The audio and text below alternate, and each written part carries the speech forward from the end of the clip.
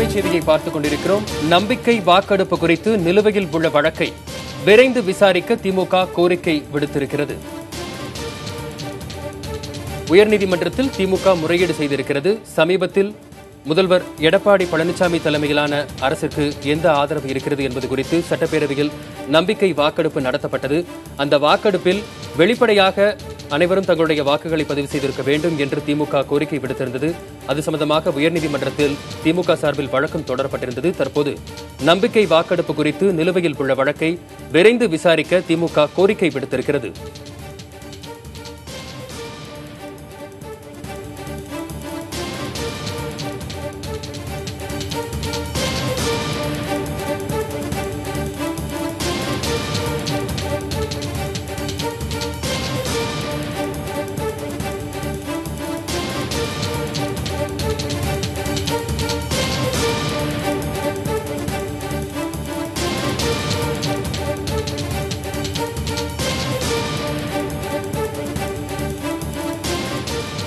நம்பிக்கை வாக்கெடுப்பு குறித்து நிலுவையில் உள்ள வழக்கை விரைந்து விசாரிக்குமாறு திமுக உயர்நீதிமன்றத்தில் கோரிக்கை விடுத்திருக்கிறது. ஜூலை 11ஆம் தேதிக்கு ஒத்திவைக்கப்பட்டிருந்த இந்த வழக்கை முன்கூட்டியே விரைந்து விசாரிக்க வேண்டும் என முறையீடு செய்யப்பட்டிருக்கிறது. உயர்நீதிமன்றத்தில் மு.க. ஸ்டாலின் தரப்பு வழக்கறிஞர் இதனை முறையீடு செய்திருக்கிறார்.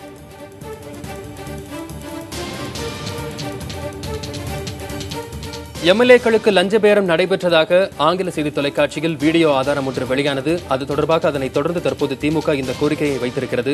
சட்டமன்ற உறுப்பினர்களை சுதந்திரமாக செயல்பட அனுமதிக்க வேண்டும், அவர்களை எந்தவொரு கட்டுக்குள் கொண்டுவரவும் முயற்சிக்கக்கூடாது. ஆகையினால் சட்டப்பேரவையில் திரு எடப்பாடி பழனிசாமி அரசிற்கு நம்பிக்கை வாக்கெடுப்பு நடத்தப்பட்டது செல்லாது என்று அறிவிக்க கோரியும் திமுக சார்பிலிருந்து வழக்கு தொடரப்பட்டது. தற்போது உயர்நீதிமன்றத்தில் திமுக நம்பிக்கை வாக்கெடுப்பு குறித்து நிலுவையில் உள்ள வழக்கை விரைந்து முடிக்க வேண்டும் என்று கோரிக்கை விடுத்திருக்கிறது.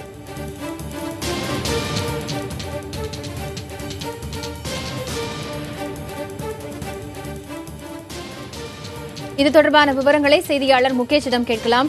முகேஷ், தற்பொழுது திமுக தரப்பிலிருந்து முறையீடு செய்யப்பட்டிருக்கும் கோரிக்கையில் என்னென்ன விஷயங்கள் எல்லாம் சொல்லப்பட்டிருக்கின்றன? காயத்ரி, இந்த வழக்கு பாத்தீங்கன்னா ஏற்கனவே மு.க. ஸ்டாலின் நம்பிக்கை வாக்கெடுப்பு தீர்மானத்தை செல்லாதுன்னு அறிவிக்கணும், அதுக்கு ரகசிய வாக்கெடுப்பு நடத்தணும் என்று கோரிக்கை வைத்து அந்த வழக்கு கடந்த வாரம் வெள்ளிக்கிழமை வந்தது.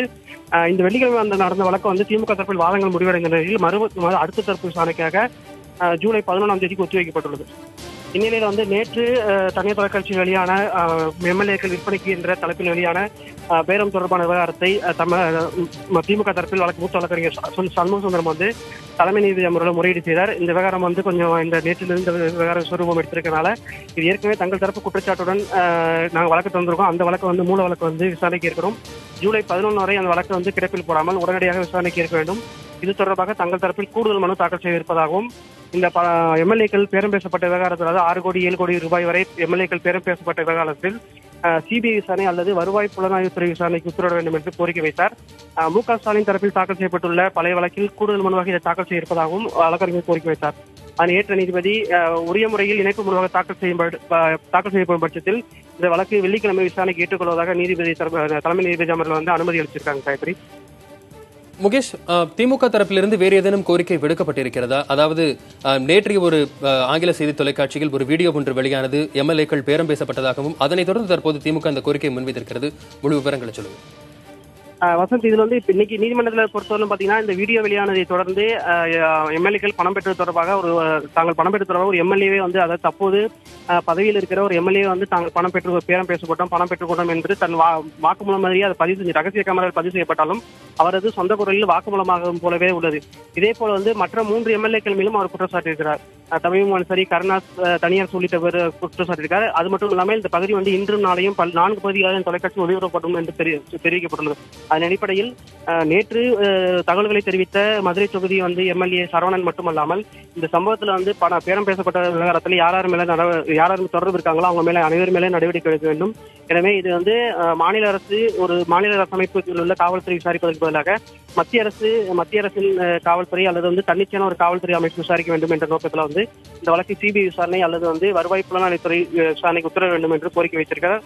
இந்த வழக்கு வந்து வெள்ளிக்கிழமை விசாரணைக்கு வரும்பொழுதுதான் மனுதாரர் தரப்பில் கூடுதலாக என்னென்ன மாதிரியான ஆவணங்கள் தாக்கல் செய்யப்படுகிறது அல்லது நேற்று வெளியான ஒரு வீடியோ ஆதாரங்கள் மட்டும் வைத்து அவங்களால வழக்கை மேற்கொண்டு சொல்ல முடியாது. இது தொடர்பாக மற்ற தரப்பு விளக்கங்களை பெற்று ஒரு மனுவாக தாக்கல் செய்வதற்கு டைப் செட் என்று சொல்வார்கள். அந்த டைப் செட்டை வந்து எந்த அளவுக்கு சிரமமாக தாக்கல் செய்கிறார்களோ அதை பொறுத்துதான் இந்த வழக்கில் வந்து அடுத்த கட்ட விசாரணை வந்து நடைபெறும். அப்பொழுது வந்து மூல வழக்கில் வந்து எடப்பாடி பழனிசாமியும் ஒரு எதிர்மனுதாரராக இருக்கிறதுனால அவர் தரப்பில் விளக்கம் கேட்கப்படும். அது மட்டுமல்லாமல் நம்பிக்கை வாக்கெடுப்பு தீர்மானம் நியாயமான முறையில் நடைபெற்றது என்று சட்டப்பேரவை செயலாளர் எழுத்துப்பூர்வமாக பிரமாண பத்திரம் வந்து தாக்கல் செய்திருக்கார். அதன் அடிப்படையில் சட்டப்பேரவை செயலாளர் தரப்பிலும் விளக்கம் கேட்க அனைத்து தரப்பு விளக்கமும் கேட்கப்பட்டு அவங்களுக்கு குறைந்தபட்சம் 4 வாரமாவது அவகாசம் வழங்கப்பட்டு அதன் பிறகுதான் விளக்கம் கேட்கப்பட்டு உரிய உத்தரவு நீதிமன்றம் பிறப்பிக்கும்.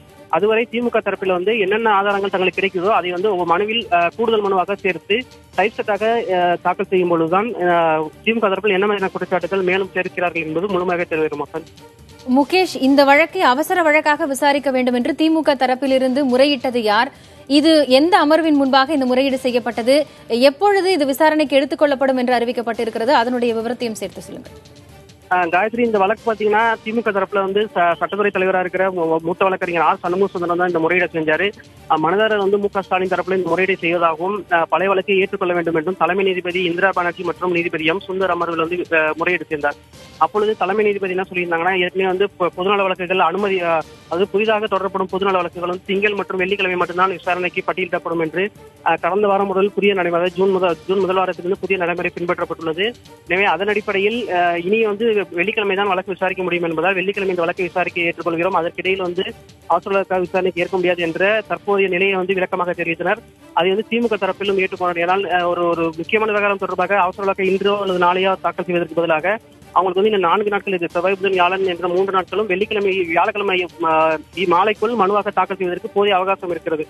தங்கள் தரப்பில் வந்து வலுவான ஆதாரங்களுடன் கூடிய மனுவை தாக்கல் செய்வதற்கு அதிக ஆதாரம் இருப்பதால் வெள்ளிக்கிழமை என்பதை தாங்கள் ஒத்துக்கொண்டதாகவும் திமுக தரப்பில் தெரிவிக்கிறார்கள். இந்த வெள்ளிக்கிழமை என்று வழக்கு வரும் பொழுது தமிழக அரசும் சட்டப்பேரவை செயலாளர் தரப்பிலும் முதல்வர் எடப்பாடி பழனிசாமி தரப்பிலும் வைக்கப்படும் எதிர்வாதங்களை என்ன மாதிரி எதிர்கொண்டு சிபிஐ விசாரணைக்கு வந்து உறுதி செய்ய வேண்டும் என்று திமுக தரப்பில் வந்து தீவிரமாக பின்னணி வேலைகளை செய்வதற்கும் வந்து அதிகமாக நேரம் கிடைச்சிருக்குன்னு அவங்க தரப்பில் தெரிவிக்கப்படுது. வெள்ளிக்கிழமை தங்களுக்கு ஒதுக்கப்படுவது வந்து மிகவும் சந்தோஷம் என்றுதான் திமுக தரப்பில் வழக்கறிஞர் தெரிவிக்கிறாங்க. காயத்ரி.